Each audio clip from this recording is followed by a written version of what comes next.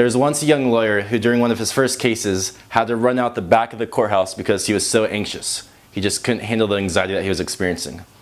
That young Indian lawyer ended up being Gandhi. Gandhi was known to be a very shy and anxious guy earlier on in his life. I was just reading about what people had to say about Abraham Lincoln the other day, and apparently everyone said that Abraham Lincoln was the most depressed guy that they ever knew.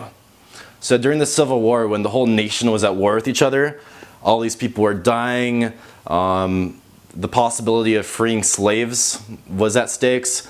Imagine Abraham Lincoln like talking to all of his advisors telling different things and all the stress on him. While a normal person who has more normal emotional levels, if he was in that situation, he would probably crack under that huge pressure, tremendous pressure of millions of people relying on your decisions that will affect them.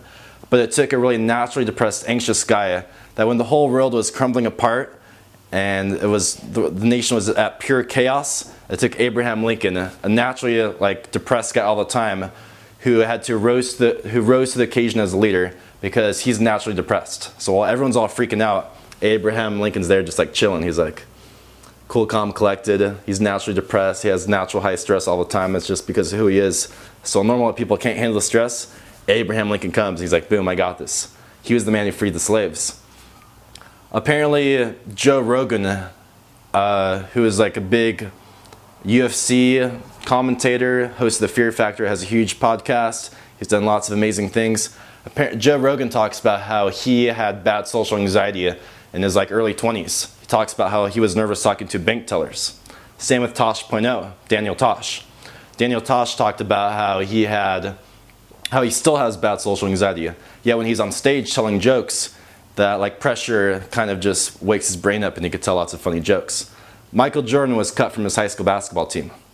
It's really clear to me that lots of the people who are mentally fucked up in some way are the people who revolutionize human society, our civilization, humanity, and like influence the most people and live like lots of the most awesome lives.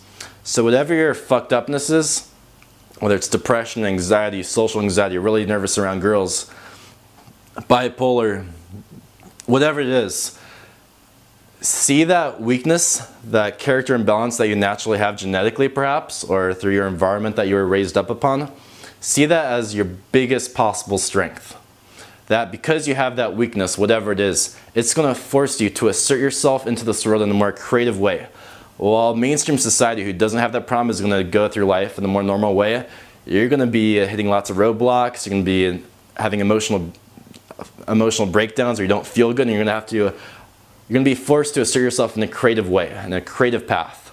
Think of the guy who like painted the roof of the Sistine Chapel. Like that guy, like that's not a normal person. That guy probably for sure had like autism or something to like create this to create this like amazing thing on the Sistine Chapel.